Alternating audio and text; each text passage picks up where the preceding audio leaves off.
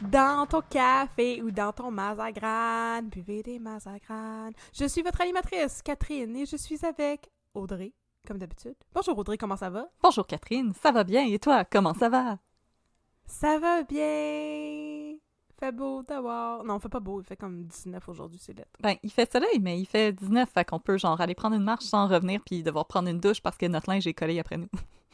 C'est vrai, par exemple. C'est vrai, il y a toujours un silver lining, hein. Il y a une petite ligne d'argent, j'imagine. Je sais pas comment traduire cette expression-là. Fait qu'il y a ça, en tout cas. Et aujourd'hui, on vous parle de crime et de l'Église catholique. J'ai vraiment hâte.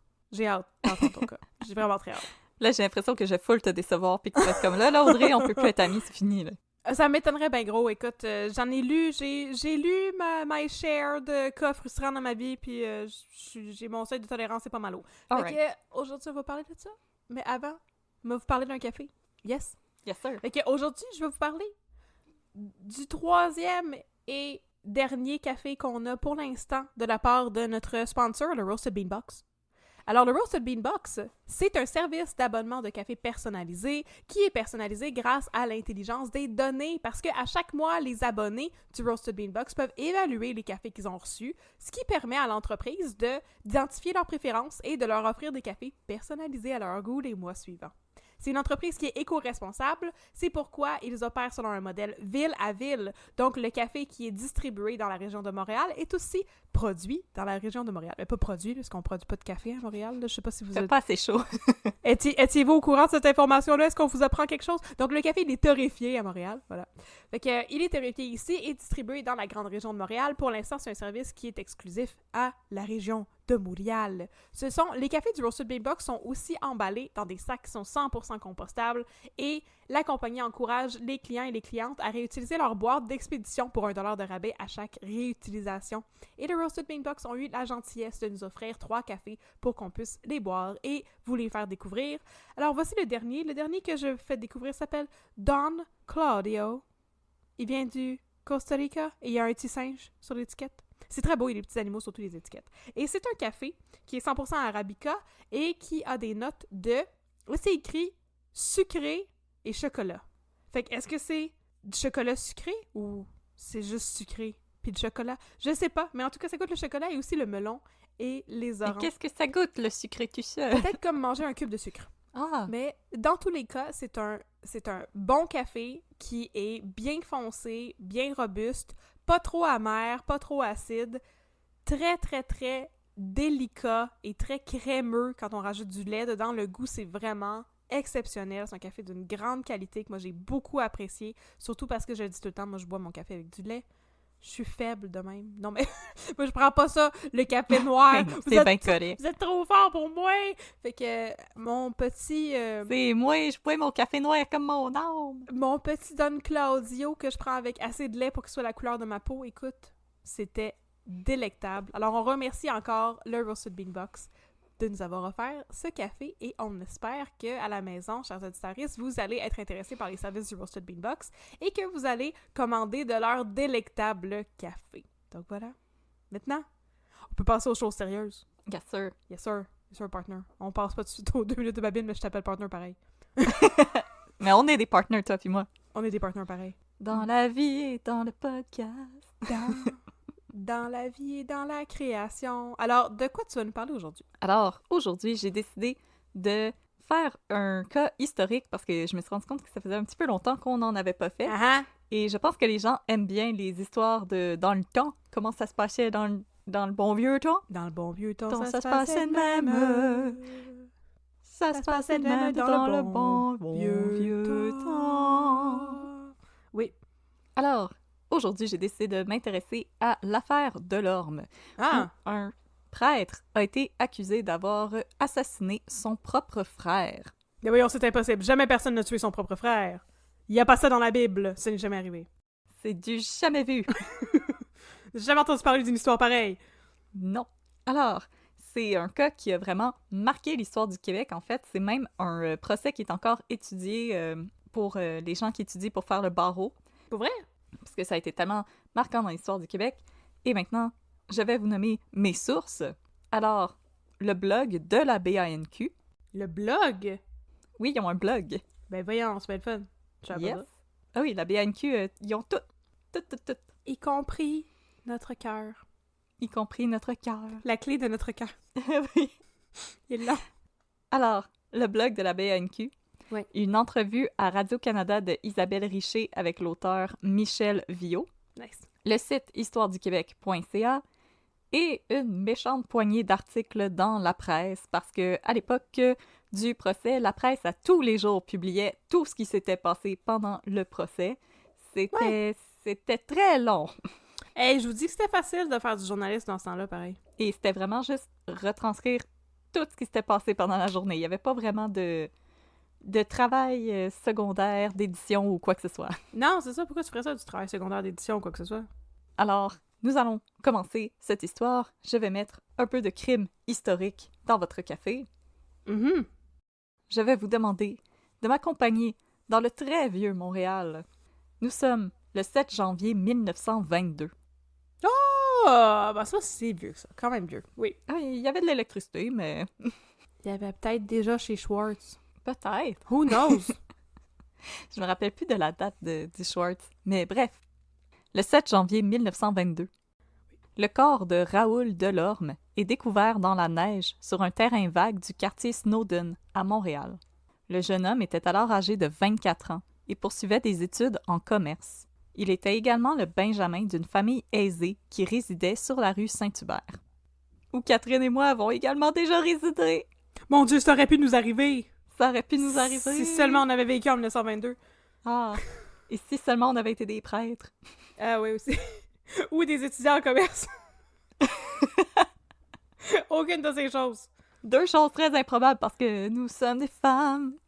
Et comme dans la chanson de Diane Tell, quand on est femme, on ne fait pas ces choses-là. Non. Je me rappelle pas beaucoup des paroles de cette chanson, je la trouve très plate. Pardon les fans de Diane Tell. Mais là, pour donner plus de contexte à notre histoire, il faut retourner en 1916. Le patriarche de la famille Delorme décède et lègue ses biens de manière très inégale entre ses 4 enfants. Si Raoul reçoit la quasi-totalité de l'héritage, ses 2 demi-sœurs, Lily et Florence, ne reçoivent que des miettes, et son frère aîné, Adélard, un prêtre catholique aumônier de l'assistance publique, ne reçoit absolument rien. Non, mais c'est un prêtre, il a pas besoin. Hey, c'est plus facile pour un chameau de passer par le chat d'une aiguille. Vous connaissez cette histoire-là? Oui. Bon, Que c'est ça. pour un riche d'entrer au royaume de Dieu. Fait que il avait bien fait, chose de l'homme, de pas donner d'argent à son fils qui est un aumônier. Voilà. Mais je pense que Adélard Delorme y avait skippé ce bout-là de la Bible. Ah, c'est possible. Mais c'est dommage bizarre qu'il s'appelle Adélard Delorme. Delard Delorme. Ouais. On dirait une sorte d'allitération, hein? Oui. Adélard Delorme. Ce serait comme s'appeler, je sais pas. Je trouve une comparaison. Comme si je m'appelais Coco Côté. C'est fini, c'est ton nouveau surnom à partir de maintenant. Taco Côté! Taco, ce serait bien aussi. Oh! Je suis d'accord. On Taco dirait Côté. quasiment inversé. Ouais, ok, fait que Delard Delorme, il était... Adélard Delorme ne reçoit absolument rien suite au décès de son père. Et était-tu content de ça? Ben, en fait, malgré le fait qu'il a été déshérité par son papa, Adélard va être en charge d'administrer la fortune dont son frère cadet a hérité. Et ça, dans le jargon légal, on appelle ça un dick move. C'est un peu comme si, merci, t'as aidé à préparer le gâteau et maintenant tu peux le sniffer pendant que ton frère le mange au grand complet. Tu vas le surveiller pendant que ton frère le mange, c'est ça? Est-ce qu'il y avait une grosse différence d'âge?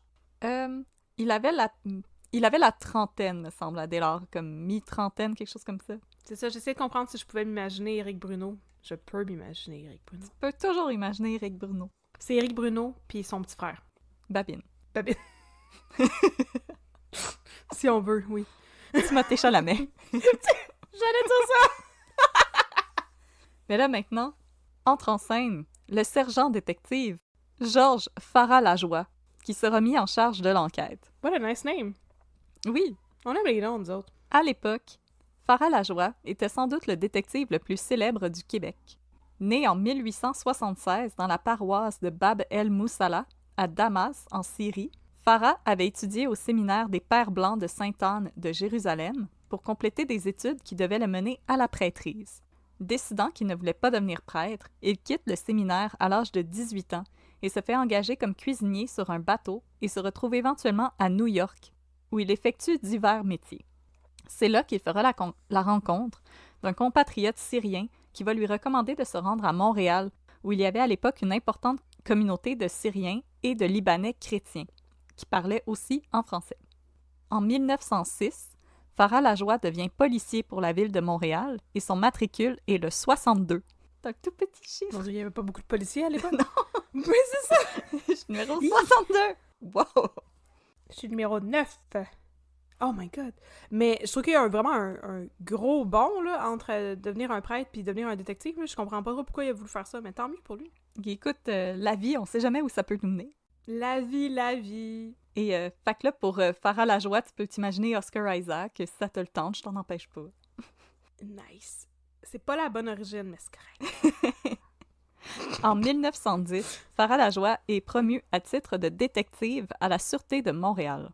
Son professionnalisme, son impressionnante maîtrise de 5 langues, le français, l'anglais, le syrien, l'espagnol et l'italien, et ses divers actes de bravoure régulièrement rapportés dans les journaux. Par exemple, on raconte qu'un jour, il a sauvé une fillette qui avait failli être broyée sous les roues d'un tramway à l'angle des rues Baudry et Ontario. Oh. On fait de lui un véritable héros dans la conscience populaire. Wow! C'est bien le fun.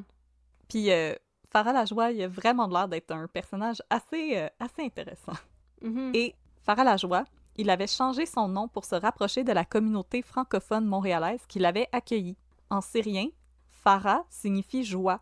De là le patronyme Farah Lajoie. Oh, c'est bien cute! Et un autre fait intéressant, en 1910, Farah Lajoie était parvenu à déjouer à lui seul un complot terroriste franc-maçonnique qui visait le congrès eucharistique de 1910, empêchant ainsi la destruction du Saint-Joseph du Maître-Autel à l'oratoire Saint-Joseph.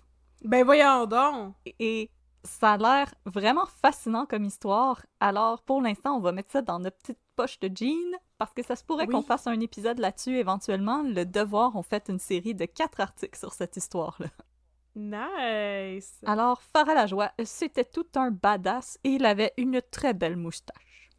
Au terme de l'autopsie, il est établi que Raoul Delorme, dont le corps avait été déplacé après sa mort, a été tué de 6 balles qu'il avait atteintes au cou et à la tête, dont au moins une tirée à bout portant. Mm. Rapidement, les soupçons des policiers pointent vers le frère aîné de la victime, l'abbé Adélard Delorme. Selon l'auteur Michel Viau, qui a publié un roman graphique sur l'affaire, l'abbé changeait sa version au fil des rencontres avec les policiers et ça a éveillé rapidement les soupçons. En plus, peu de temps après l'autopsie, les policiers ont trouvé une arme à feu dont le calibre correspondait à celui des balles qui avaient tué Raoul Delorme dans la voiture de l'abbé Delorme. Ben voyons donc. Et seul ce dernier avait accès au véhicule, parce que les femmes ne conduisaient pas. Ben non, on n'était pas capable avec nos petites mains, Non. nos petits pieds. Nos petites jambes, ils se rendent pas jusqu'aux pédales. Nos beaux grands ongles manucurés. Mais non, voyons donc. Et là, selon l'enquête de Farah Lajoie et l'autopsie, voici ce qui se serait possiblement déroulé. L'abbé serait rentré de l'assistance publique aux alentours de 3h45 de l'après-midi et se serait retrouvé seul avec son frère.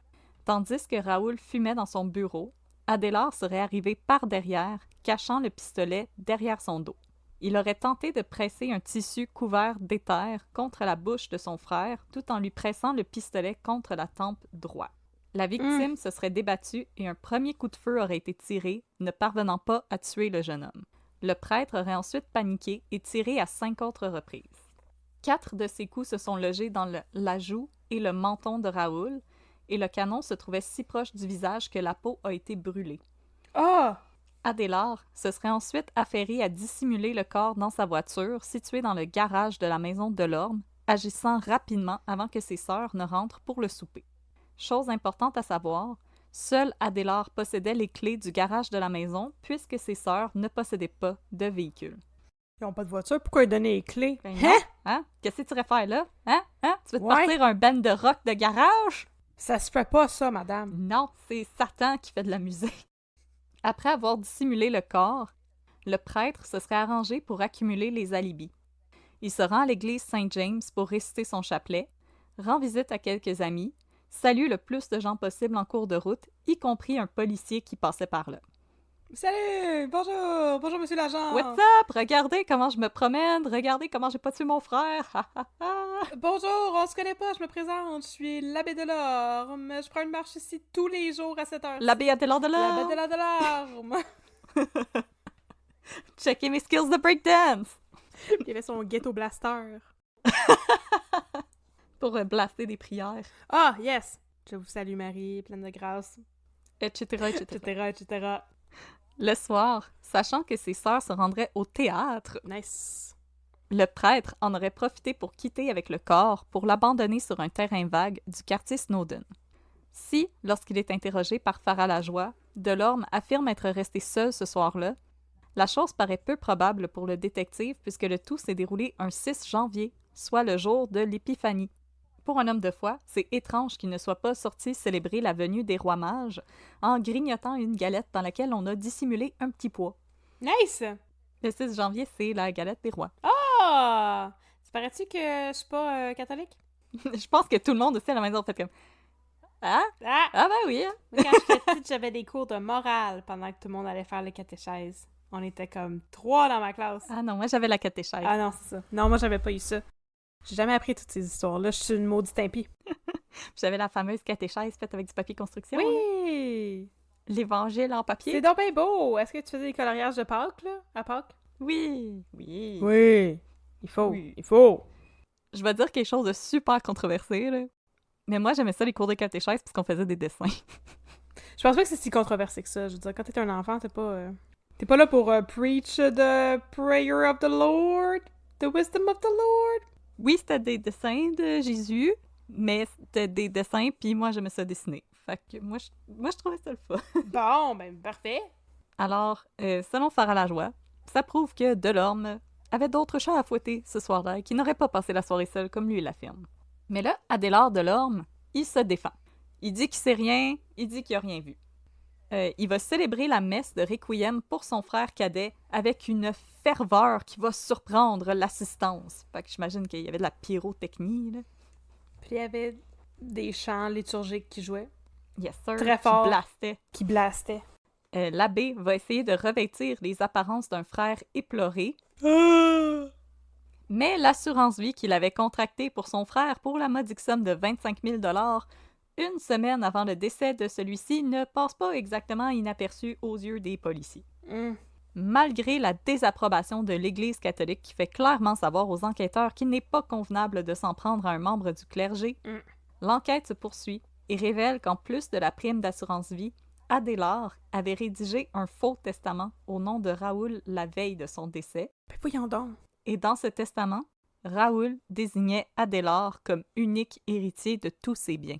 Alors, je me désigne...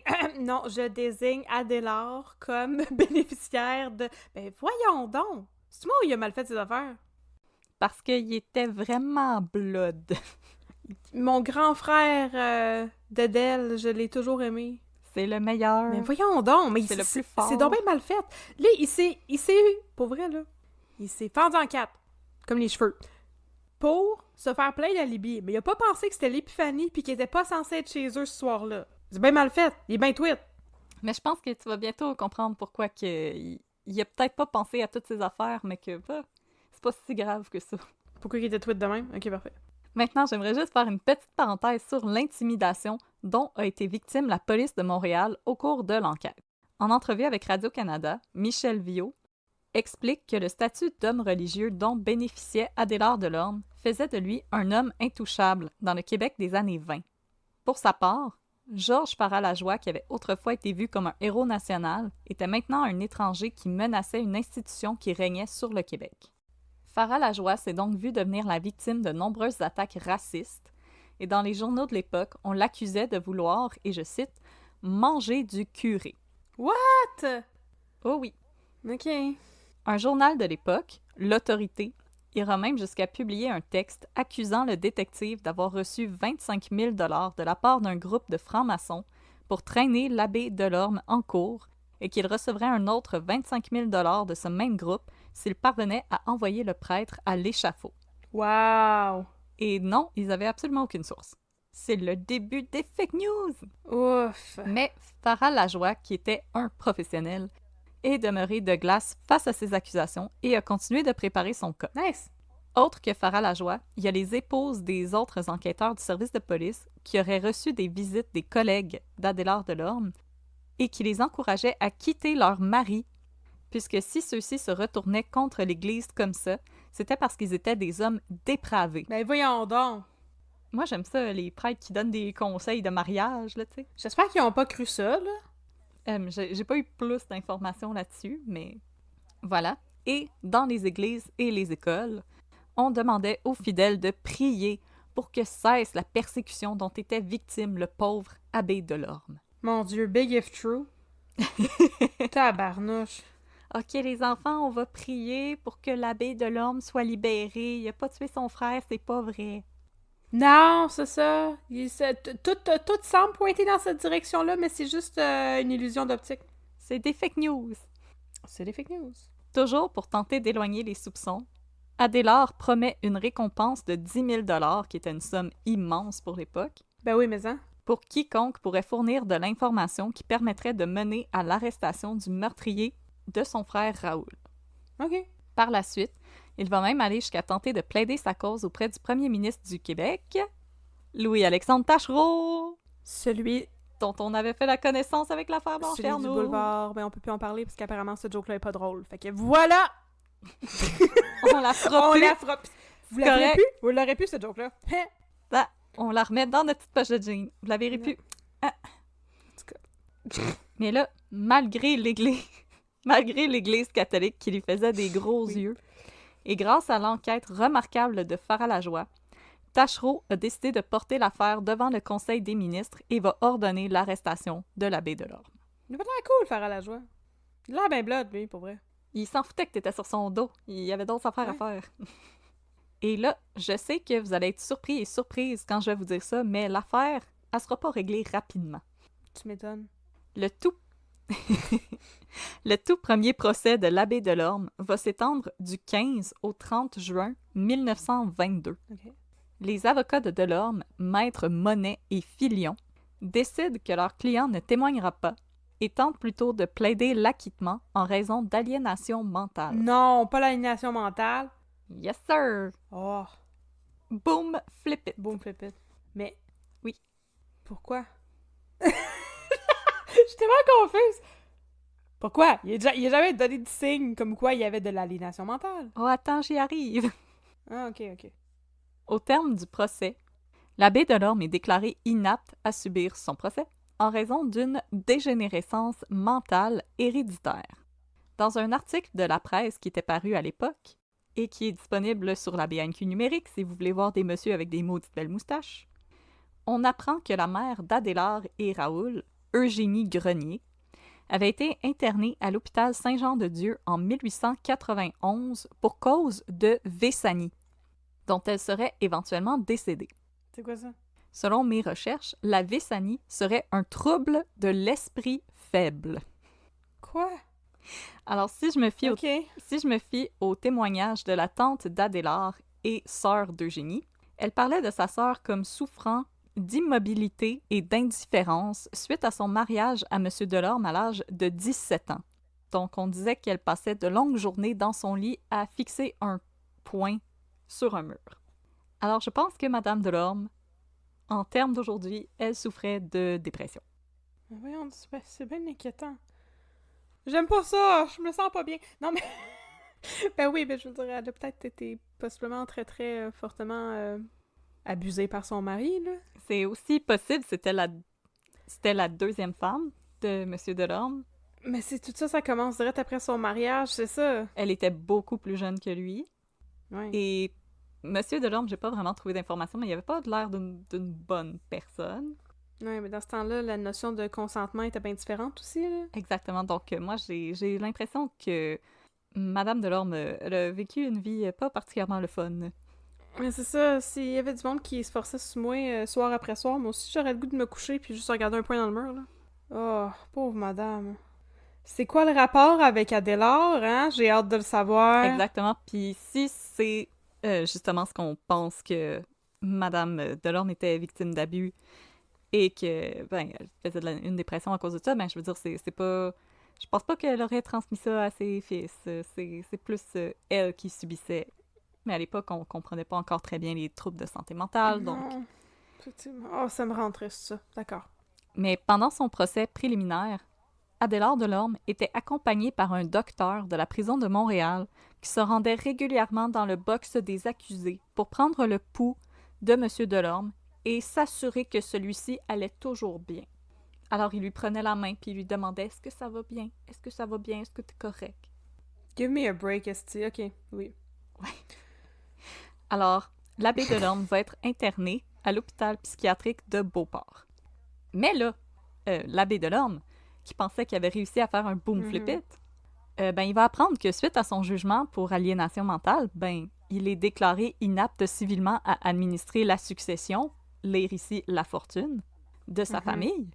Parce que si t'es pas apte mentalement, ben, on peut pas te léguer tout cet argent-là. Oui, voyons donc, tu vas la il gaspiller. l'aurait probablement gardé dans un hôpital pendant un petit bout de temps, puis possiblement lobotomisé, là. Exactement, et comme Britney Spears, il va être mis sous tutelle. Il ne pourra pas gérer sa fortune lui-même.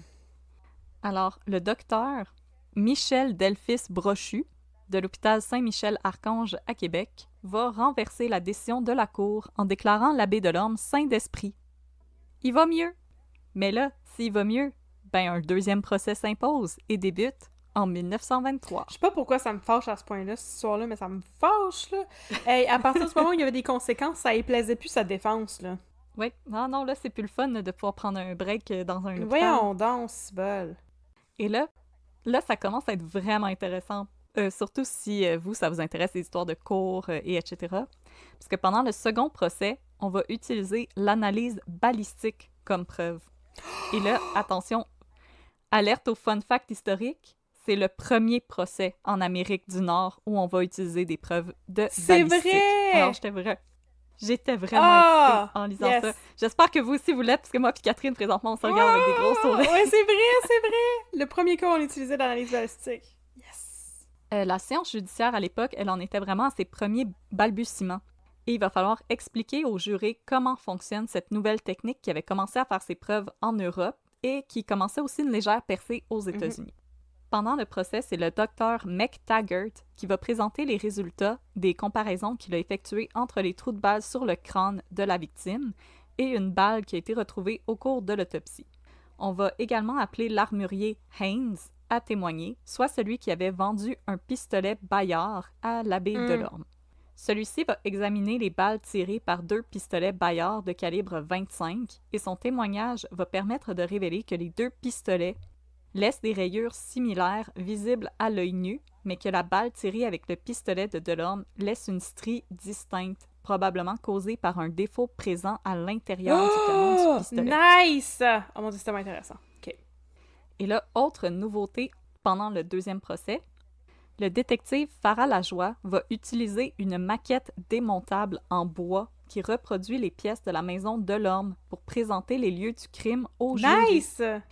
Alors, à l'aide de la maquette, le détective raconte sa première visite à l'abbé Delorme sur la rue Saint-Hubert et relate les conversations qu'il a eues avec le prêtre. Et là, si, comme moi et Catherine, vous êtes vraiment énervés, bien entendu, on va mettre une photo sur nos réseaux sociaux puisque la maquette existe encore. Elle fait présentement partie de la collection du Musée de la Civilisation à Québec, où on sait que beaucoup de gens nous écoutent. Bonjour les gens de Québec, on vous aime. Allô la capitale. Par contre, je sais pas si elle est juste dans leurs archives ou si elle est disponible pour être vue en tant que telle sur le plancher, mais on peut la voir en photo sur Internet et elle est vraiment bien faite. Là. C'est vraiment une belle maquette en bois.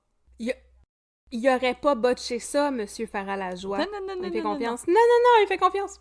Un monsieur avec une belle moustache de même, là, ça coupe pas les coins ronds. Non. Mais là, aussi intéressant que ça a de l'air, au terme du procès, 10 jurés contre 2 déclarent l'abbé Delorme coupable. Donc, ça nous mène à un troisième procès. Pourquoi? Parce que c'est pas unanime. Ça prend l'unanimité? Je pense parce que ça dit 10 contre 2, puis ils sont retournés en procès. C'est peut-être à cause de la peine de mort. Ah, peut-être, ouais. Hein. Mhm. Ouais, à l'époque, c'est la peine de mort. Yes. Yeah, la peine de mort! Ok, non, la peine Non, pas yé! Vraiment pas yeah! Vraiment pas yé, la peine de mort. Non, c'est vrai, la peine de mort, ça finit en 65? Elle n'a pas de même, ouais. 67? Dans les 60. Très récent. Hein? Et là, on arrive à un troisième procès. Et cette fois-ci, on va faire affaire à Wilfrid de Rome. Aucun lien de parenté avec Bernard de Rome. Non! À l'époque, Wilfrid de Rome était surnommé la terreur de la classe criminelle. Il était un pionnier en expertise balistique qui avait aussi développé des techniques pour identifier les corps et classifier les différents types de blessures. En 1914, il fonde le laboratoire de recherche médico-légale du Québec à Montréal, où vont être inventés des tests pour détecter du poison chez les humains et les animaux, un test pour calculer le taux d'alcool dans le sang, et pour avoir mis en place la photographie de scènes de crime au Québec. Alors, c'est vraiment les forensic science qui commencent à prendre place au Québec. CSI Montréal. Et le laboratoire, il existe encore de nos jours. Il est situé dans un bâtiment de la Sûreté du Québec qui a été nommé en l'honneur de Monsieur Wilfrid de Rome. Yeah! Non, le fun! Pendant le troisième procès, on va faire appel à Monsieur de Rome, à titre d'expert en balistique. Et celui-ci va employer une technique encore nouvelle à l'époque qui est nommée le roulement de balles. Nice! C'est une technique qu'il avait apprise à Paris. Paris a la clé du roulement de balles. La technique, elle est assez simple. En gros, elle consiste à rouler une balle sur du papier carbone pour que soient imprimés les défauts qui pourraient s'y retrouver. Par exemple, des défectuosités ou des rayures. Le papier est ensuite pris en photo à l'aide d'une projection de lumière très intense qui permet d'obtenir une photographie qui met en évidence les caractéristiques de la balle. Wow! Tu parles d'une idée, c'est donc bien le fun. C'est impressionnant pour l'époque aussi qui ait pensé à faire ça. Moi, j'y avais même pas pensé, pour on est rendu en 2021. En même temps, nous, c'est pas notre job. Non, c'est vrai. Et de Rome va faire appel à une autre nouvelle méthode d'analyse balistique en versant un mélange à base de soufre que l'on laisse ensuite figer et durcir dans le canon du pistolet de l'abbaye de Lorme. On obtient une reproduction fidèle des rayures présentes à l'intérieur du canon. Nice! Donc, on peut comparer le moule aux balles qui ont été tirées. Ah, c'est vraiment brillant. Mais là, encore une fois, malgré les preuves, on vote pour l'acquittement de Delorme. Mais voyons donc. Branchez-vous, cibole. Alors tout le monde, j'espère que vous aviez pas de plan. On s'en va pour un quatrième procès. Mais voyons donc! Annulez tous vos plans, là. Quatrième procès. Ok, c'est correct. Le quatrième procès va se tenir du 15 au 31 octobre 1924. Ok. Cette fois-ci, on présente un nouvel élément de preuve, Bon. soit un colis qui avait été envoyé au chef de police Lorrain.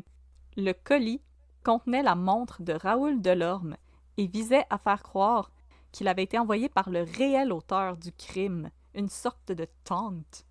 Oh! Un peu comme le Zodiac. Oh! Pareil comme le Zodiac, sauf que dans ce cas-ci, on sait exactement qui était responsable. Oui, il n'y a personne qui a des doutes. C'est ça.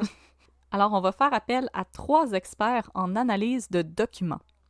Charles Hazen, J.J. Lomax. Ça sonne comme le nom d'un rappeur. J.J. Lorax. J.J. Lomax. Lomax. Lomax. Yeah! Et Albert S. Osborne. Ah, plus normal. Ils vont comparer Ils vont comparer l'écriture figurant sur le colis adressé au chef de police et celle qui se trouvait sur des documents qui appartenaient à l'abbé de Lorme, dont des chèques, des billets, des factures. Et les experts vont relever une quinzaine de caractéristiques qui permettent d'affirmer que l'écriture provient de la même personne, soit Adélard Delorme. Yeah! Et là, avec toutes ces preuves accablantes, Oui! Oui! est-ce que tu veux deviner Il a enfin été envoyé en prison, le maudit. Les jurés ne parviennent toujours pas à se mettre d'accord sur l'innocence ou la culpabilité d'Adélard Delorme, et celui-ci sera finalement déclaré non coupable et remis en liberté une fois pour toutes à l'automne 1924. Ben voyons donc! Aussitôt libéré, le prêtre recouvre tous ses biens, y compris la fortune que lui avait, ouvre les guillemets, légué, ferme les guillemets, son frère avant sa mort, en plus de la prime d'assurance qu'il avait prise sur la vie de ce dernier, et il va continuer d'exercer son ministère à Montréal jusqu'à sa mort. Il n'y aura aucune suite Ben voyons donc! dans l'enquête sur la mort de Raoul Delorme. Maudit Rick Bruno à la marde. Et là... J'en reviens pas. Mais là, si vous êtes déprimé à la maison, oui, je le suis, moi. le détective Farah Lajoie va devoir quitter la police en 1927, dû aux répercussions de l'enquête, tant sur lui que sur sa famille. Pour vrai? Il n'aura plus jamais le même respect qu'il avait eu à l'époque. Il va tenter de publier un ouvrage qui contient ses conclusions suite à l'affaire My Version of the Delorme Case, qui est disponible sur Internet si jamais ça vous intéresse.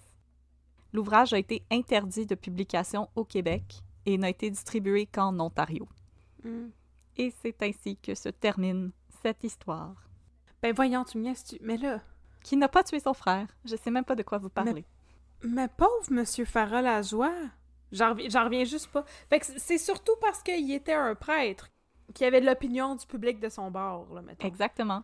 Les gens disaient, mais je peux pas envoyer un prêtre en prison, je vais me ramasser en enfer. Ouf! C'est déprimant comme histoire. Les gens avaient très peur de... de l'Église. À l'époque, l'Église contrôlait pas mal tout. Il y avait pas eu la Révolution tranquille encore, donc non. Il n'y avait pas encore de séparation entre l'État et l'Église. L'Église était hyper puissante. L'Église, c'était une véritable pieuvre qui avait ses tentacules partout, là. Elle contrôlait absolument tout. Ben oui, mais là, c'est parce que, dude, là, je comprends là, que l'Église est puissante, là, sauf que tu peux pas juste faire semblant que t'es fou pour pas te faire accuser du meurtre de ton frère, puis après ça, changer d'idée, puis après ça, échapper à la justice 3 fois. Ça se peut pas, là. Je peux pas croire. Ah non, je lisais, puis c'était tellement frustrant parce que, justement, quand il a plaidé l'aliénation mentale, il n'y avait aucune preuve autre que sa mère, mais déjà, ce qu'on décrivait de sa mère, lui, a pas montré des symptômes similaires. Ça n'a pas rapport pantoute! Hey, je suis fâchée. Puis je veux dire, oui, les problèmes de santé mentale peuvent être héréditaires. Dans une famille, il peut avoir un historique. Mais dans ce cas-ci, je pense qu'on a plus affaire à une femme qui a été mise dans une situation dans laquelle elle ne voulait pas être. Et je ne pense pas que c'était un cas d'hérédité. Puis je veux dire, le prêtre, là, avec son médecin qui le suivait, puis qui lui demandait s'il était correct, puis à la seconde où il a appris qu'il pouvait plus toucher à sa fortune, que « Oh là, non, là, maintenant je me sens mieux, Tigidou Laïlaï, je peux m'en aller. » Ben voyons donc! En lui-même, c'est une preuve. On est vraiment dans le contraire des cas où est-ce que les personnes ont été déclarées coupables avec des preuves très, très, très circonstancielles. Et ici, on a l'analyse de son pistolet et des balles qui ont été trouvées dans la tête de son frère. Et il a réussi à retourner chez lui, pas de trouble. Ouais, mais c'est peut-être juste parce que... je suis une méga impie, mais j'y crois pas pantoute. J'y crois pas non plus. J'y crois pas du tout! On te croit pas, Monsieur Delorme! Non! Oh my God. Okay, merci beaucoup, Audrey, pour ce cas.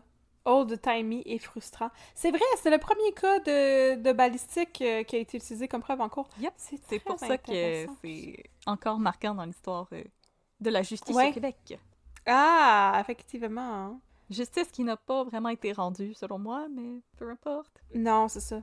Ben là, j'ai vu sur Wikipédia, on en apprend des affaires sur Wikipédia, que le cher Georges Farah Lajoie, il a été enterré au cimetière Notre-Dame-des-Neiges, la Côte-des-Neiges.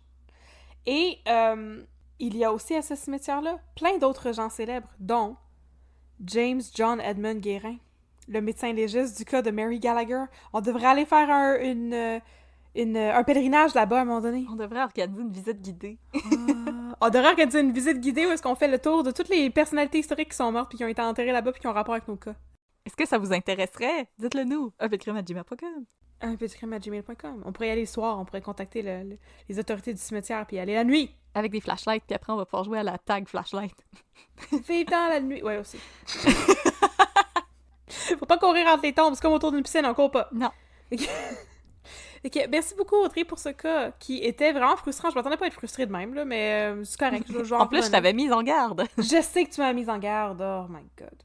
En tout cas, je vais prendre un petit café puis ça va bien aller. Fait que merci beaucoup pour ce cas. Et merci, chers auditeurs, chères auditrices, d'avoir été avec nous. On vous aime, comme d'habitude. Non, mais merci beaucoup pour votre soutien et vos interactions sur les différentes plateformes sociales. Ça fait un petit peu qu'on n'a pas fait la petite annonce. Fait que si vous nous aimez bien, écrivez-nous pour nous le dire, unpeudecrime@gmail.com. Sinon, vous pouvez nous suivre sur les réseaux sociaux. On est sur Facebook à Un peu de crime et sur Instagram à Un peu de crime dans ton café. Et un jour, dans un avenir prochain, nous allons avoir, je l'annonce déjà, un Patreon.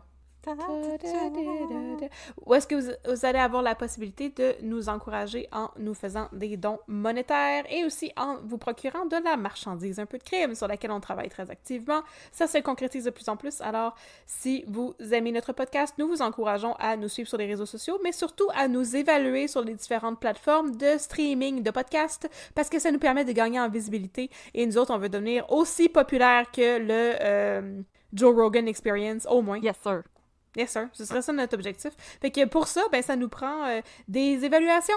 Vous n'avez pas besoin de nous évaluer à 5 étoiles tout le temps. C'est correct, si vous ne nous aimez pas, mettez-nous juste une étoile. Mais évaluez-nous, parlez-en bien, parlez-en mal, mais parlez-en. Puis ça va nous donner de la visibilité et aider des gens à découvrir notre podcast et tous nos efforts. Alors, on vous remercie d'avoir été là et on se retrouve la semaine prochaine pour un autre cas. Et si vous êtes intéressé par les histoires sordides du District 31, on va vous conter de nouvelles aventures dans les 2 minutes de Babine.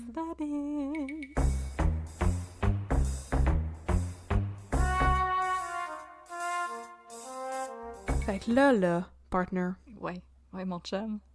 Là, cette semaine, je sais que tu veux nous raconter quelque chose de pas mal rêvé. Yes, sir. Fait qu'on va se prendre une grosse tasse de café noir du service de police du Grand Montréal, le SPGM. Yes, sir. Je l'ai juste ici, là, dans ma main. Yes. Tiens, je t'entends une. Tiens, tu peux la prendre. Yes, sir. Je vais aussi prendre mon vieux laptop LED. Tous leurs laptops ont l'air tellement laid dans le District 31. Il y a personne qui travaille sur un Mac à part Daxia parce qu'elle fait de l'analyse numérique. Fait que les jeunes est hip. Je vais prendre mon vieux laptop LED puis je vais te suivre dans la salle de réunion avec la porte qui swing des deux bords. Fait que... Ouais. Puis une caméra là, les micros sont allumés. Ouais. Puis vous avez le droit de garder le silence puis on vous regarde de l'autre côté du miroir sans teint. Fait que compte-moi ça.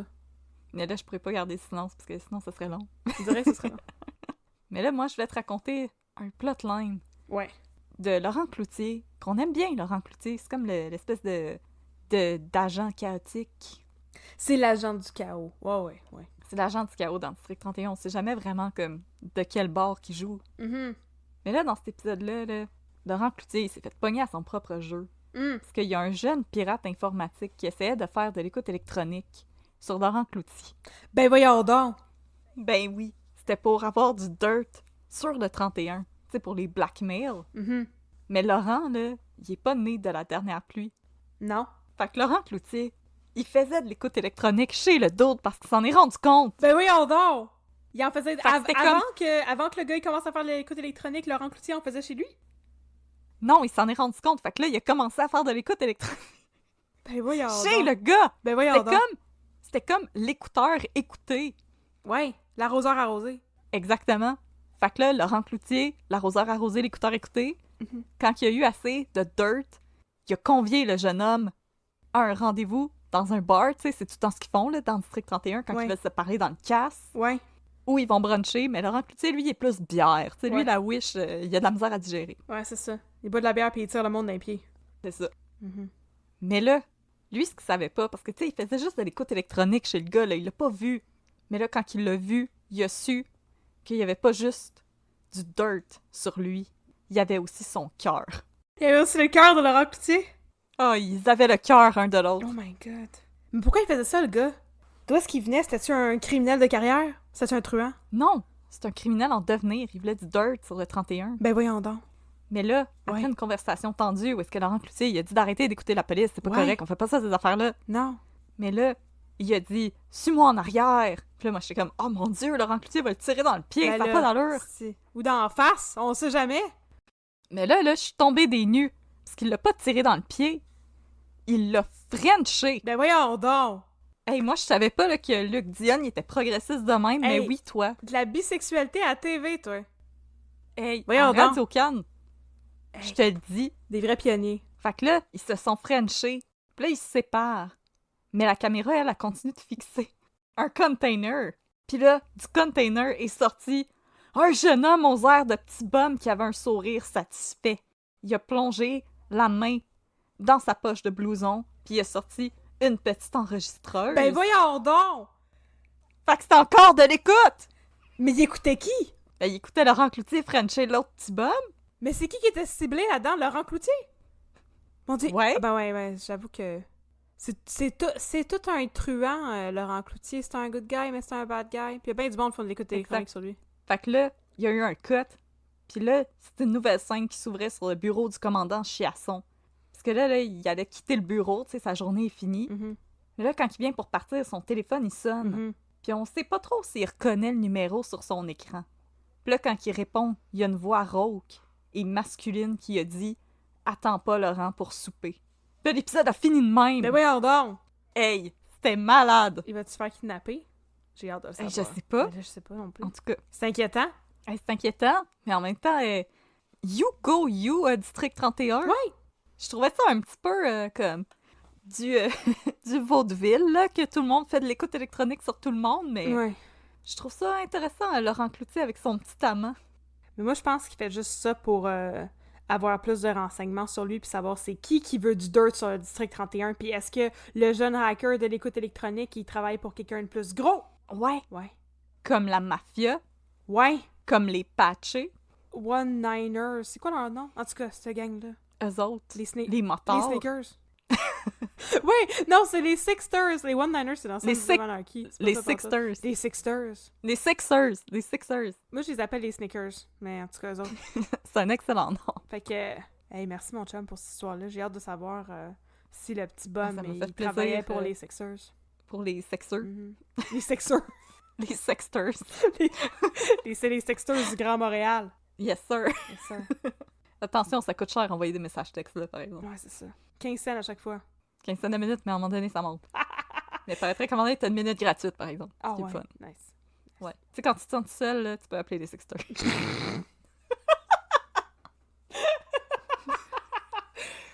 Tenez-vous là pour dire, là, chers auditeurs.